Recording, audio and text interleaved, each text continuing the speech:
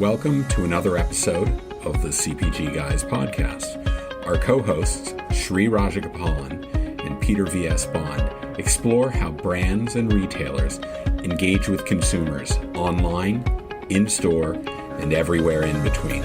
And now, here are Sri and Peter.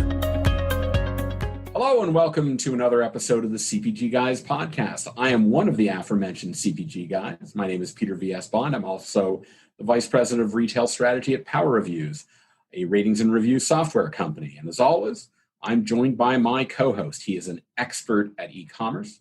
He's a genuine entrepreneur. He is the Red Bull to my vodka, the rum to my Coke, and the Thelma to my Louise.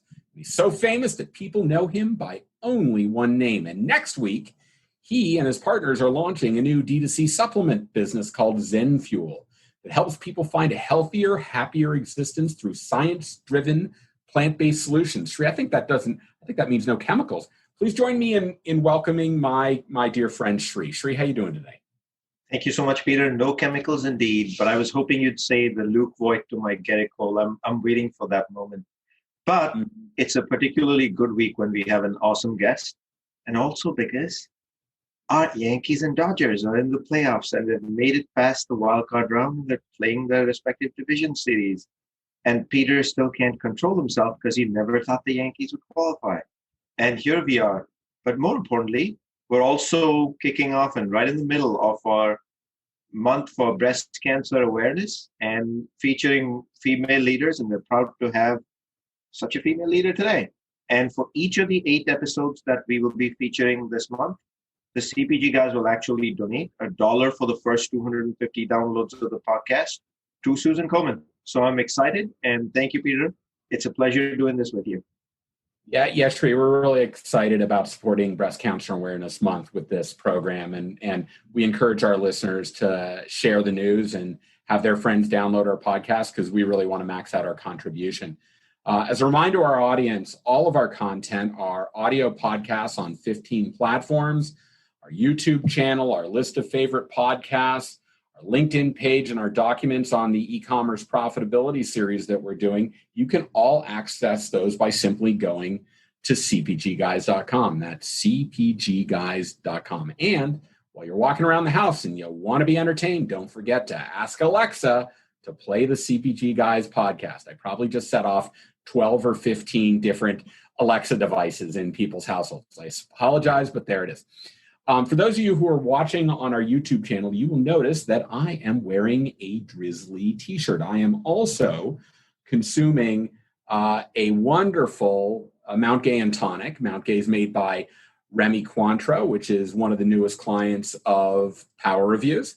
So I have to put that plug in and be transparent about it. But I got this from Beverage Boss, and Beverage Boss is part of the Drizly marketplace that had this wonderful bottle of liquor delivered right to my house. And anyone who knew and watched us on Instagram and on LinkedIn knew that Sri and I were, the night of the first debate, playing a little sip competition based upon search word. We love it. We love SEO. And if they were using particular words, well, we were probably imbibing during the debate. So in any event, why am I talking about this? Well, I'm talking about that because our guest today is with Drizly. They've made quite a number of deliveries to the Bond household during this wonderful pandemic. I want to make that transparent too. And my company, Power Reviews, has established a partnership with them where brands who generate authentic content can share that for display on Drizly's site.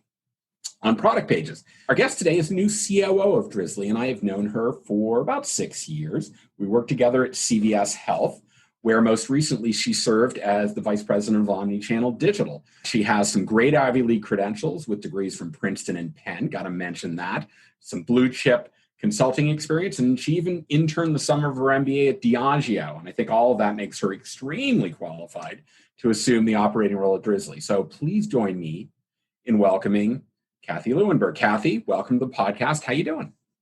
I'm doing so great. Peter and Sri, thank you guys so much for having me today. I'm really excited to be here.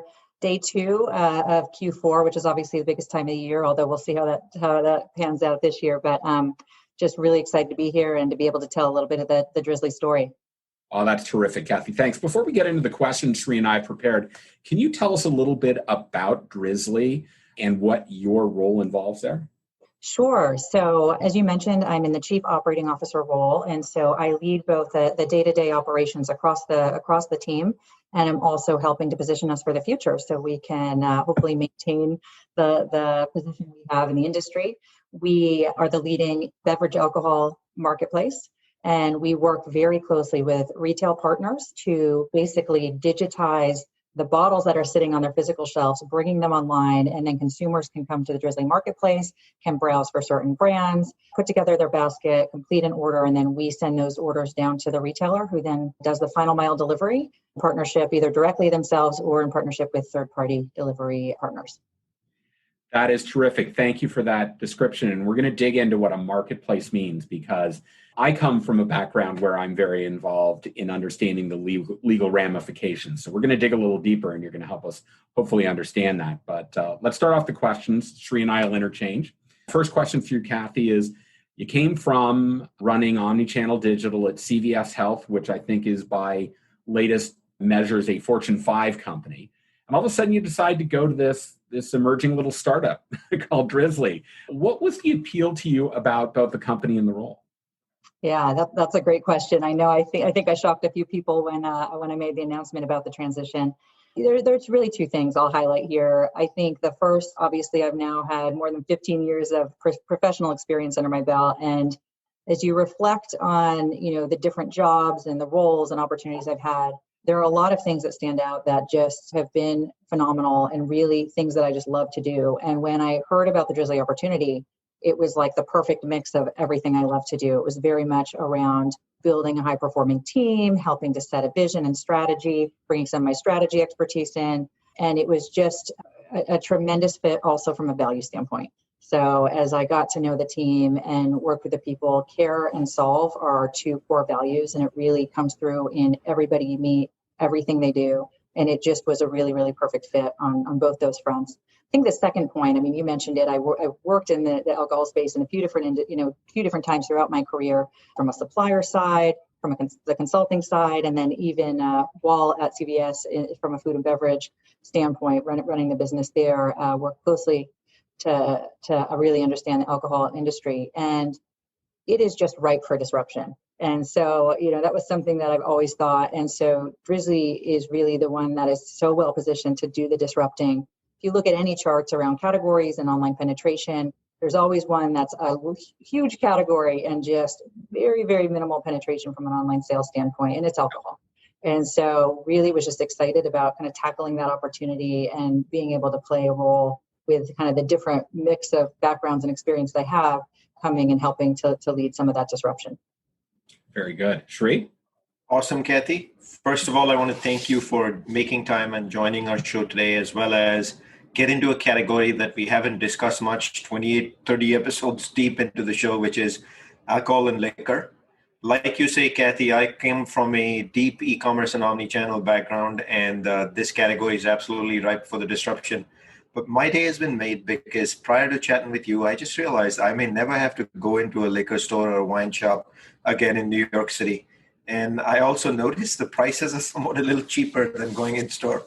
So it's a double win, and we solved a big problem for Sri go forward.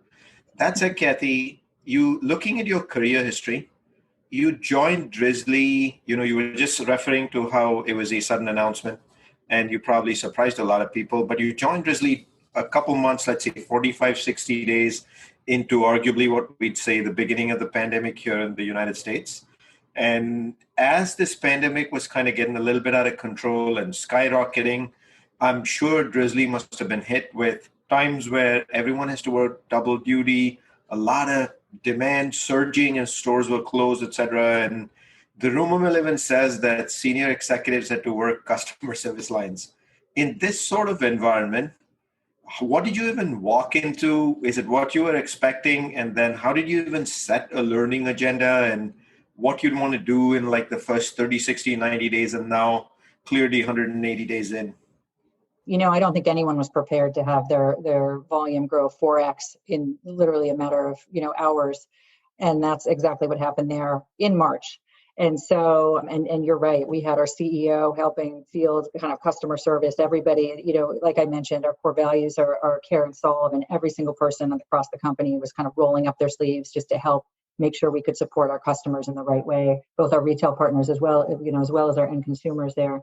And I think they really, given the way our network is structured, where the retailers are the ones that are doing a lot of the delivery, and then obviously we could supplement with third party there, we actually were able to absorb the volume better than a lot of other players out there. I know just looking across the delays that were there, scheduling weeks ahead, we maybe were scheduling a day ahead or hours ahead versus the typical under an hour delivery that we have. But so I would start with just kind of, I was actually pretty impressed with how Drizly was able to absorb the shock to the system.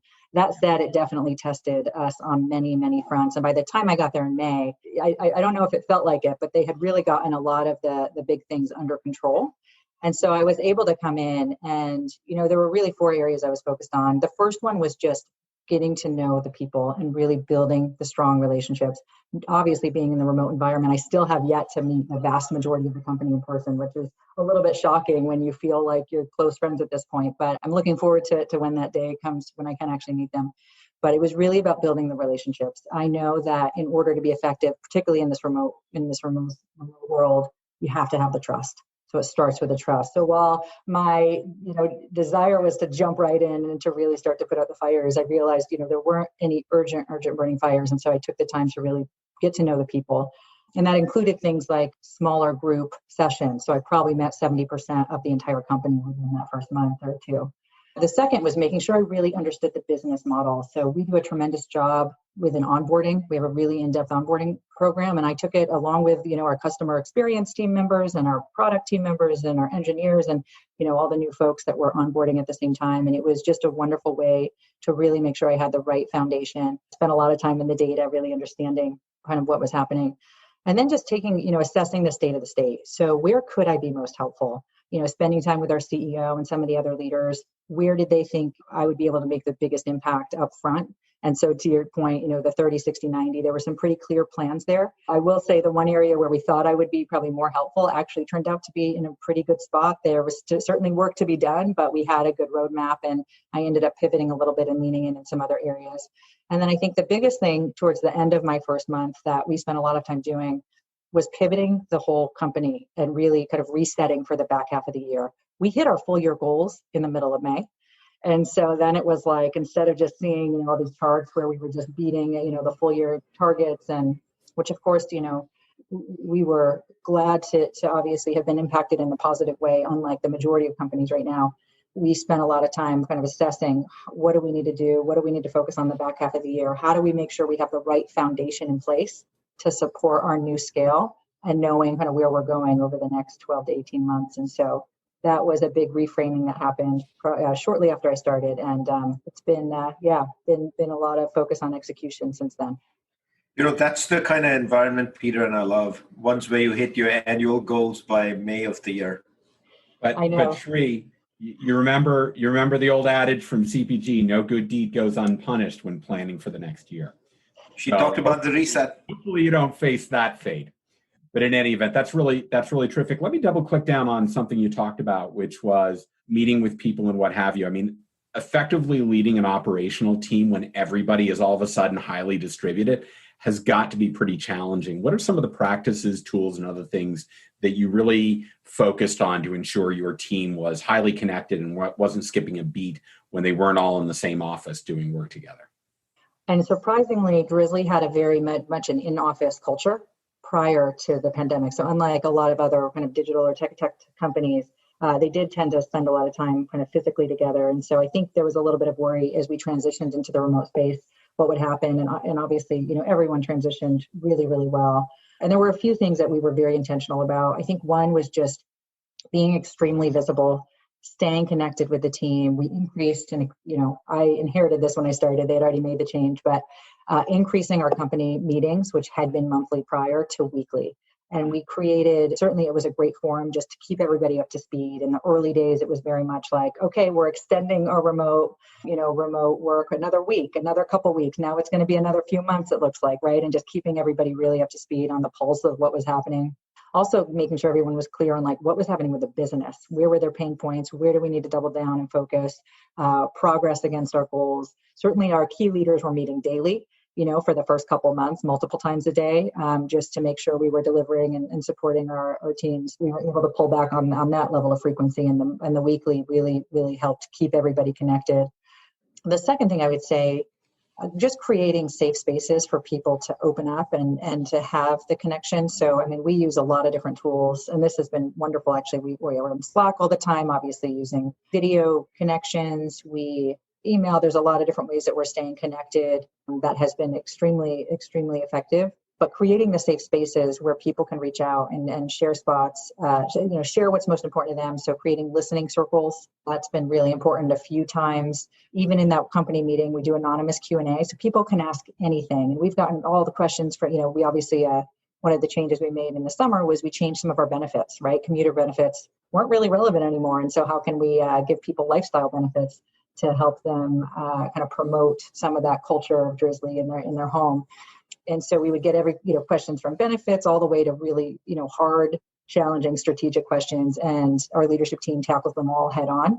And so I think that just creates this sense of trust and transparency that was really appreciated and still is to this day.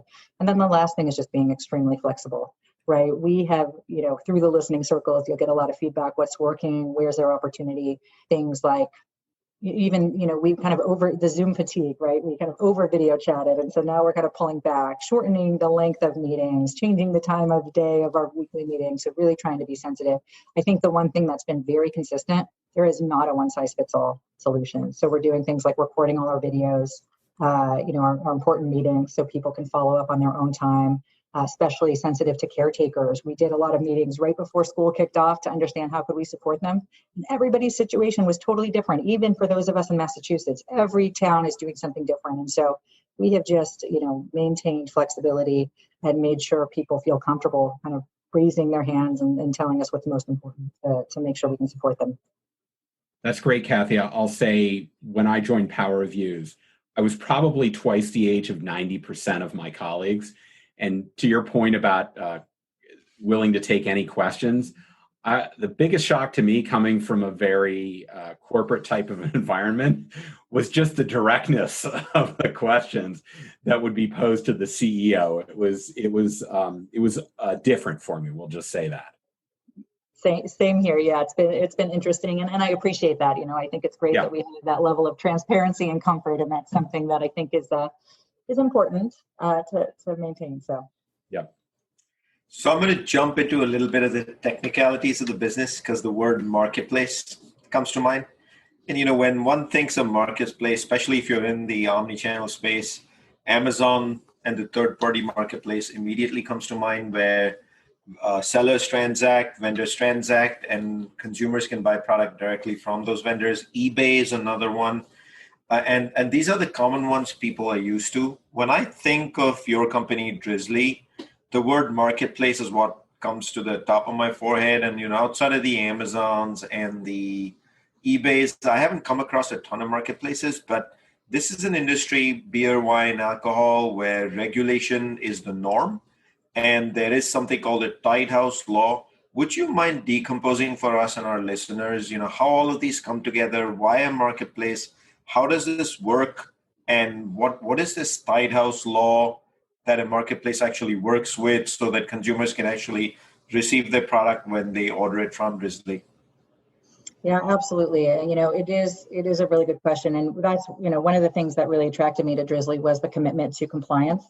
I think that is just a key differentiator. And obviously everybody in alcohol is extremely committed to compliance, but we spent a lot of time, especially in our early days, just figuring out how to make this work. And so obviously coming out of Prohibition back in the 1900s, the 3-tier system was established. And that, you have your retailers, you have your wholesalers who act as the middle person, and then you have your suppliers, yes. Wholesalers, retailers.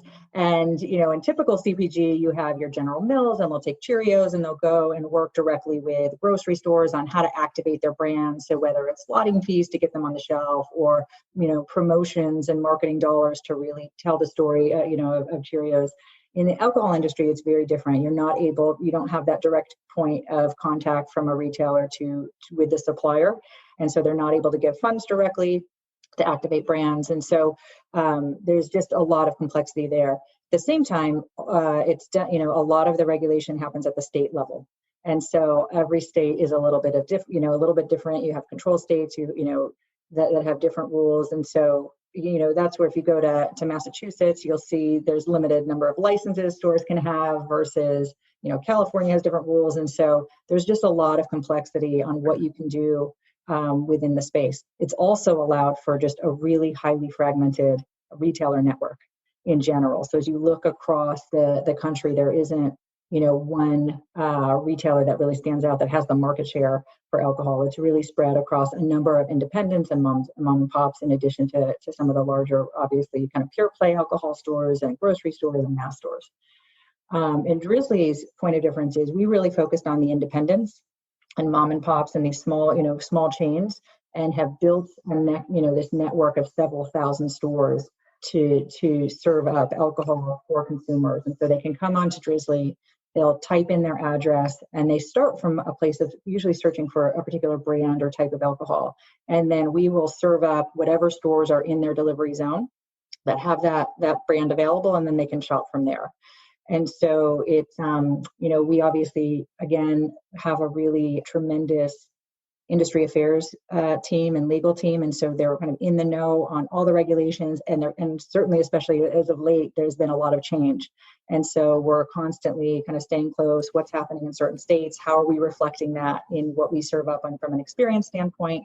And then I think the other nuance is that we actually, because we power the 3 tiers versus actually falling in a single tier, there's a lot of things we can do from a marketing standpoint with the suppliers to bring them as close as they can be in a legally compliant way to the point of purchase and the end consumer. And so that's a really powerful point of difference, given the role we play from a technology and solutions provider versus actually being in one of the single tiers. Just a quick follow-up question on the technicality. How many cities or towns is Drizly servicing these days? Grows every day, Sri. Last I checked, it's about 1,300 different markets. And I'm guessing the footprint is way more than just cities and towns, given that it's 1,300 already. Yes, we're in about 34 states, hopefully soon to be 35. And yeah, we continue to expand. And I think one of the great things is, right, we have data telling us where people are searching for Drizly. So we have markets where we're not even live yet. It's not even legal to have alcohol delivery, and we're seeing tremendous demand for Drizly. And so, we'll work with those local markets and governments, and as they open up and allow for delivery, that's obviously, we launch, and it's been highly effective. But. Okay, let's get to the next question. So you're a privately held company, and yet I am on an email list where I am getting all of these fabulous Bev alcohol insights. I saw a consumer survey report a couple of months ago. I mean, this is, I don't know about you, Shri, but this is pretty unheard of from my perspective. So I'm kind of curious why you're doing that, and what do you hope the industry learns from it? No, I think that's a great question, Peter. We, if you think back to the core values of care and solve, when we think about care, it's threefold. We care for each other as employees, we care for our retail partners, and then we care for others in the industry. And just given the network that we've built, we know that we're the only ones that really have visibility into this highly fragmented, independent space. And so we do think it's part of our responsibility to help people just understand what's happening there. And we hope, our retailers are using it in particular to help kind of navigate what is happening. They're independents trying to operate at this local level. And so that's really who the audience is targeting, but we know suppliers benefit from it, certainly, others in the industry as well. And I think the specific report you're talking, we have our Bev Elk Insights newsletter that we just launched. Through there, we served up our, consumer report. And then I think one of the interesting nuances, obviously, there were just a ton of trend changes that happened with the pandemic, and we felt it was our responsibility to really share out what was happening to help, make everybody a little bit smarter. I think the other thing that's interesting, just given our target consumer, they tend to be slightly on the younger, more urban side, and so we'll pick up on, and they want to be in the know, so they'll kind of lean into innovation and trends earlier than what I would consider more the masses. And so we can help pick up early trends that then retailers can take and activate in their physical stores as well. Brilliant. Thank you. So we just talked a little bit about the report that was put out. But if a mom and pop store chooses to partner with you, what can they receive back from Drizly in terms of learnings about the sale and just insights in general? Is data sharing just the norm here? And how does the partnership work with a given retailer? Yeah, we have very strong partnerships with our retailers, and we really look at it as our role is to help them understand what's happening from an omnichannel standpoint, not just from a Drizly standpoint. And so we'll work with them to understand their larger goals, and then we'll set up the program on Drizly to work to support that. So whether they're optimizing around margin, we'll give guidance. We look at things like delivery zones, minimums on the site that will help move the needle if they're trying to grow their Drizly volume. And so we come in and give some pretty specific recommendations and partner with them to help figure out the right program for them, kind of to drive their larger goals. The other thing that's been really effective, and a lot of people partner with us on, assortment recommendations. So we can, like I said, we'll come in and say, items not carried, give some guidance around kind of what's moving in their area, in other similar markets, and give some recommendations there. And then just best practice sharing. We'll say, especially when you look across states where there's, people they're not directly competing. And so we'll say, we'll profile best practices that are happening in certain areas and share those to help everybody become a little bit more operational efficient as well. Cathy, you referenced your marketing capabilities. While you've been talking about the retailers, there are also all these wonderful brand manufacturers that are out there that want to engage with consumers. Can you tell us how Drizly enables these brands to engage with consumer shopping on your marketplace, particularly as it relates to Shree's very favorite topic, which is media? Yes, so there are a few different ways we partner. We do a lot of on-site media. And so everything from banners, sponsored listings, brand pages, and then we also will partner from a customer relationship standpoint. And so emails and social, so that's a big focus and certainly of interest for a lot of our supplier partners. We've started to do more with offsite media as well. And then the third piece is really around the data. And so they can certainly get access to data. Certainly, we share the kind of performance of the marketing activities they're doing with us, but then they can buy in to better understand their share on our marketplace. One of the things we've started to do, and we're kind of formalizing the offering here, but looking a little bit more at inventory and kind of out of stock reporting so that they can better manage down to the kind of more local level, kind of what's happening to really maximize their sales. Yeah, I'm seeing as I'm scrolling through my Instagram feed constantly, opportunities where brands are advertising that says, and you can buy our alcohol on Drizly, just click here to shop now. So I can certainly see the stuff you're doing offsite. So congratulations. So I was just about to ask how the offsite placements work, but I think Peter answered it. And so I want to just spend another quick 30 seconds on retail media. So if anyone from our audience wants to chime in and partner with you folks on the retail media aspects, how would they do that? They would start with brands.drizly.com. And so they can go on and register there. And from there, we always start with your data. Do we have the right product descriptions and images loaded onto our site? It doesn't matter how great the marketing is if we're not able to activate your brand or your product appropriately because we don't have images, right? Like that, it's not going to be a great ROI for you. And so we start by making sure we have everything kind of loaded and that it's pulling through appropriately. Once we do that, we then would work to understand the needs of the supplier. What are they trying to accomplish? Again, there's obviously a lot of regulations here, and so we're really sensitive to kind of making sure we're compliant in everything we're doing here. And then we'll build programs and activate them together. So just staying on that question, just so the audience can understand, do you then run it like a partnership agency to agency with larger brands, or is this more you work with sales teams? It depends on how the supplier team is structured, to be honest. So in a lot of cases, we're working directly with their head of e-commerce.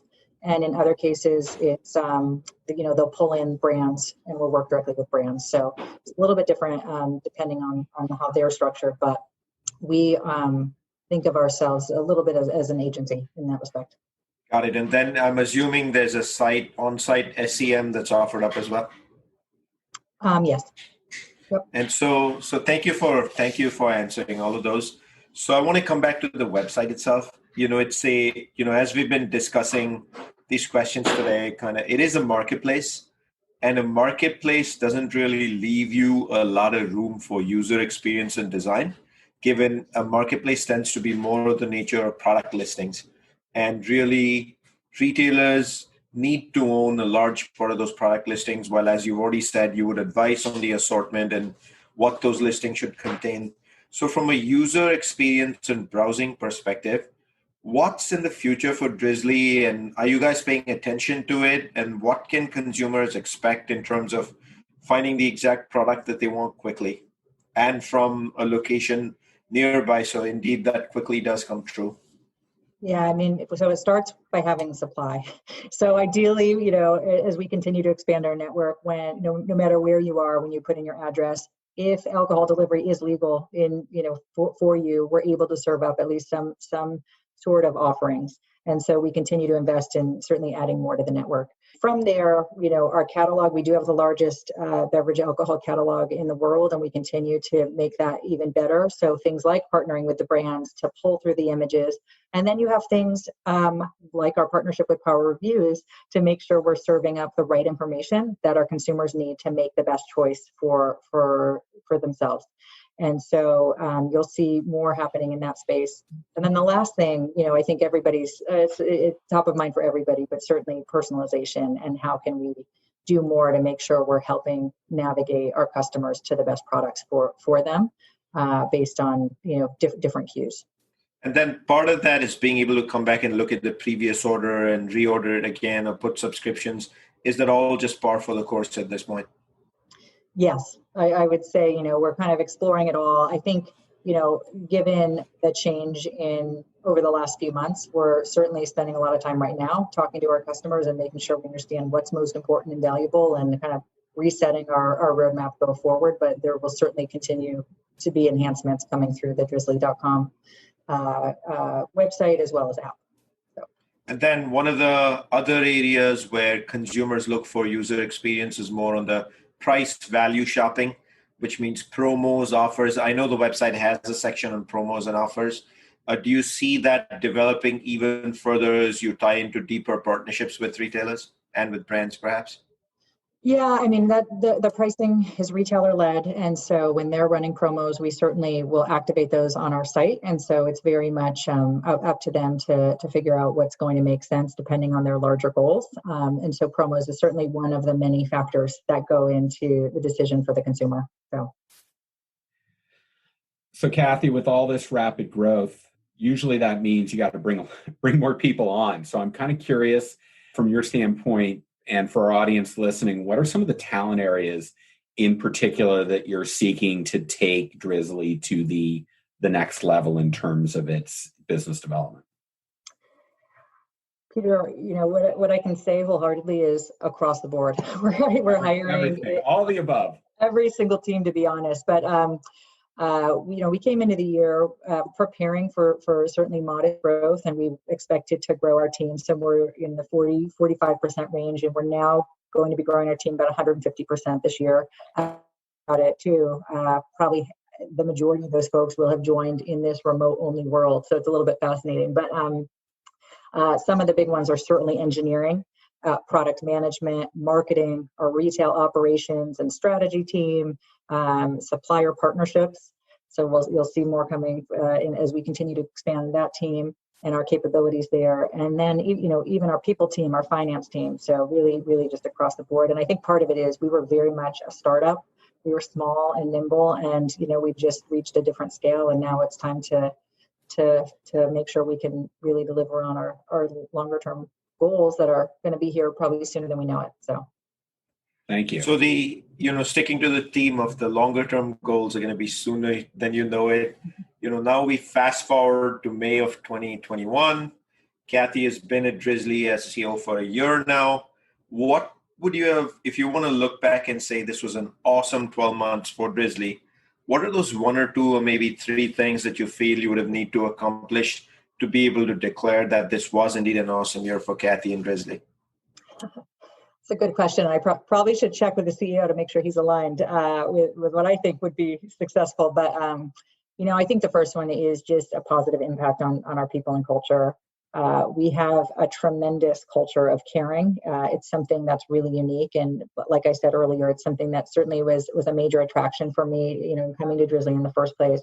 And I'm hoping that I can just help kind of amplify that culture and really come in and help people realize their full potential, right? One of my jobs is to kind of help unlock more resources and to help people move faster. And so that's definitely one area of focus. I think the second one is just bringing a little bit of structure and order. I think that's a normal transition for any kind of startup as they become a slightly more mature company.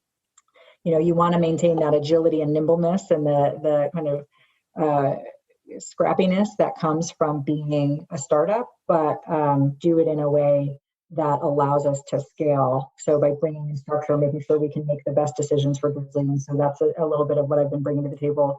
And then I think the last one is, just hopefully we're a bit closer to that overall disruption that I said we're really excited to be going after. And so we'll see. I, for one, am going to be a loyal enthusiast of Drizly and then really track this journey, go forward. I just think this is an awesome marketplace. Welcome to the club, Sri.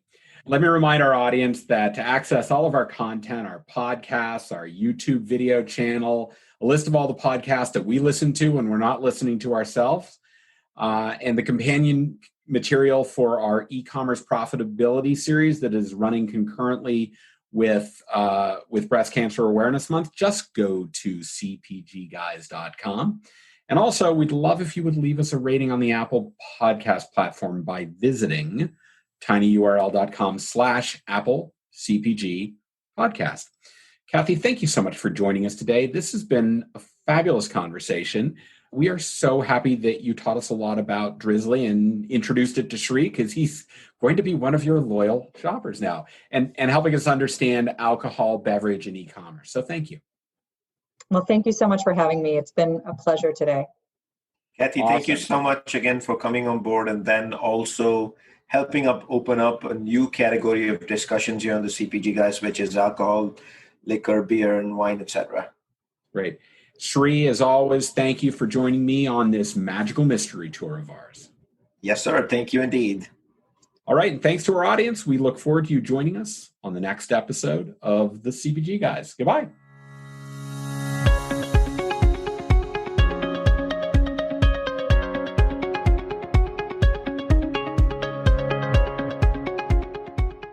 The content in this podcast episode is provided for general informational purposes only.